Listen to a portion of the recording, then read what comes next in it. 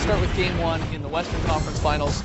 And it was in Oakland where MVP Steph Curry dropped 34 points, a lot of them coming from deep, as Golden State struck first with the very entertaining 110-106 win over Houston in Game 1 of that Western Conference Finals last night. Great game. I love that it starts at 9 p.m. Eastern here on the East Coast. Perfect. But back and forth action.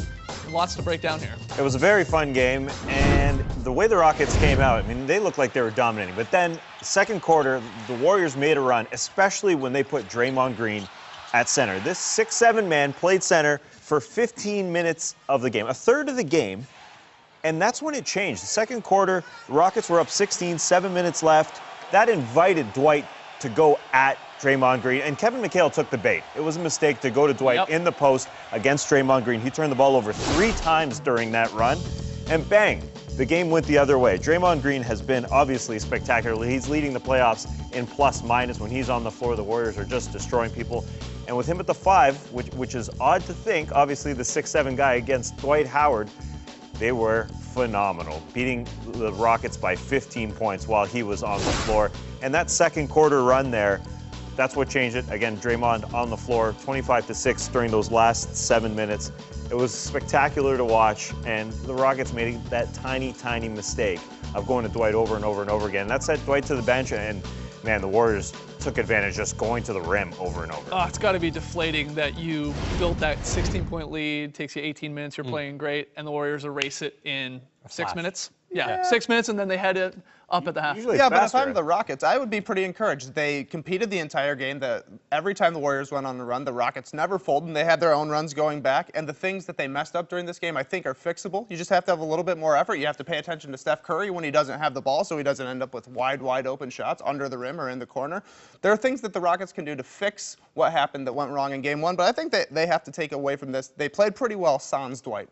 No, don't get me wrong. I'm not sitting here going, it's over, it's a sweep. By no means. This is going to be a long series. I really think it's going to be a 6 or 7 game series. And you're right, there's a lot of things, and we'll get to it, that the Rockets are happy about. The Warriors feel the same way, I know, though. and that's what's fun. But this is what's cool about this series. They wouldn't allow a huge first quarter like that, right? The game goes to this small ball, really both teams, and Dwight, the injury coming into play there was a huge reason why that the Rockets had to do it. But then it's like a bit of a chess match, and you try and find out which guys for each team is going to step up. It was Ariza suddenly having a great game, or another great game, I should say, for the Rockets. We'll get to him. But Sean Livingston, during that 25-6 run, I mean, he's arguably just had one of the best quarters of his pro career. For sure, and that's one of the things that Steve Kerr likes, is that he can go deep into his bench and get production out of these guys.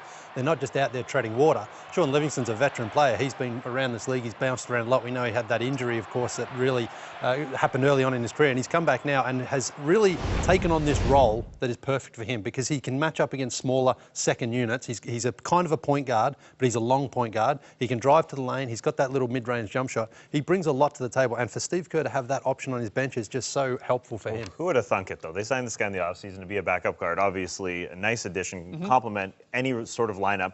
But at the second quarter of a Western Conference Finals game, he has his biggest quarter of his career. He tied the most points of his career. A 6'7" Draymond Green, a 6'7" Sean Livingston out there. You know, it is the new NBA, where you can just throw guys in that sort of size or that height, a bunch of guys that do a bunch of things. But Draymond Green, obviously, with that tenacity doing it. Sean Livingston can guard anybody. It was really fun to watch. So, of course, now as we get ready for Game 2 on Thursday, the big question is Dwight Howard. Is he going to be healthy enough to not only play in this game, but what can he give them? Because, look, the run did start, too, there after he hurt himself. Now, the good thing is it is his left knee. It's not his right knee that he was suffering all throughout the regular season. Josh Smith, of course, accidentally falling into him. He gave it a go. He would return there in the third quarter, but eventually they just shut him down. He wasn't feeling great. And you heard him talk about it after. He wasn't like, hey, I'll be back 100%. Yeah. I would think he's gonna, you would hope. It was painful. Yeah, exactly. You would hope through the pain he'll try and get out there, because is there any chance that the Rockets can make this series without Dwight in there? No, I don't think so. I don't think so, because they're just going to miss his rim runs, not necessarily his post scoring, and his defense. I mean, that's what they're going to miss. And they mistakenly went to him in the post during that run. He had to go to the bench because Draymond Green drew that offensive foul, and then they turned it around. But you see late in the game, if Dwight Howard is on the floor rather than Terrence Jones, this is a dunk. And that turned into a huge 5-point swing. It goes from probably down 4 points to down 9 points because Steph Curry comes back and hits a three the other way. That just wouldn't happen with Dwight Howard on the floor. Again, it's not the post touches, it's dunking, alley-oops, and obviously the rim defense. They're just going to miss him so much. Well, and the Warriors are just so much better at playing small than the Rockets are, and the Rockets really don't have a choice but to play small when Dwight's not out there. The Warriors have been doing it all year long. They're used to playing small in that scenario. They have the guys the Rockets do to keep up, but they just have to get better performances from Josh Smith. Terrence Jones had a pretty bad game. Corey Brewer really didn't do much. If those three guys play well, I think we're talking about this differently. The Rockets did go 27-14 without Dwight this season, and that was one of the things we talked about coming into the season, that if James Harden or Dwight had to sit, how would they cope? And they actually coped pretty well. So even though the Warriors are still favourites, and I think they're obviously going to miss Dwight, I think that it's not like the Rockets have played, all season without missing Dwight. They've had to learn to play without him. So Kevin McHale is just going to have to move things around. He's going to have to get more out of those guys, Josh and Terrence Jones and Clint Capella. But I don't think it's like a complete but Dwight just takes away or covers up so many and mistakes that the perimeter is almost allowed to do. Guys like Jason Terry, because of his age, trying to stay in front of Steph Curry. Or Brewer likes to play pretty aggressive on the perimeter. And you can do that a lot easier when Dwight's behind you.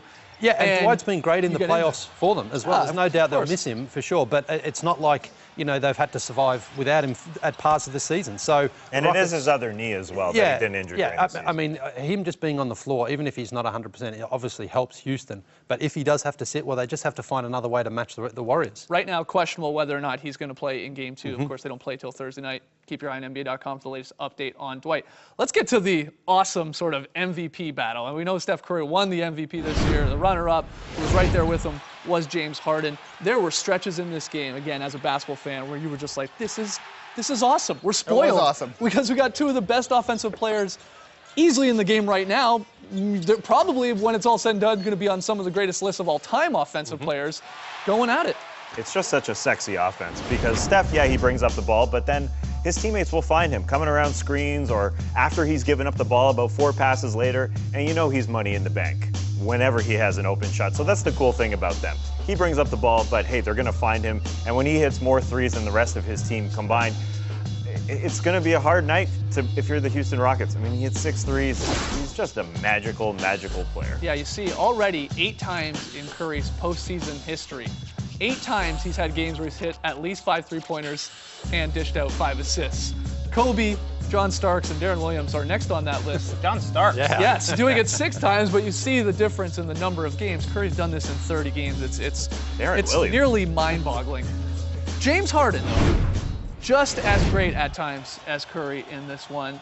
And it was with guys like Draymond Green, who's on the all-defensive team, Klay Thompson, who is easily one of the best defensive 2 guards in the league, who I thought gave it his all trying to slow down Harden for stretches of this game, and he was still racking up the points. Yeah, he got roasted. I thought it was fun to see James Harden make Klay Thompson not be the best one-way or two-way 2 guard in the game last night because he was just lighting them up, and there was nothing Klay Thompson could do, and it threw him off offensively as well. He only went with 15 points on 6 of 18 shooting. You could tell he was a little bit exhausted from having to deal with the step-back fest. Yeah, you wonder almost, despite winning the game, does Kerr decide to try and get a little more from Klay offensively? Do you put a little more Iguodala on him, or do you just live with Klay? They did a good job of not fouling him. He only went to the line 6 times. Yeah, I think that's going to change, though. There are a couple whistles that he did not get that he's good again. They're good at it. They're good at laying off. As this series goes on. All right, so there you go. See Game 2 Thursday, 9 p.m.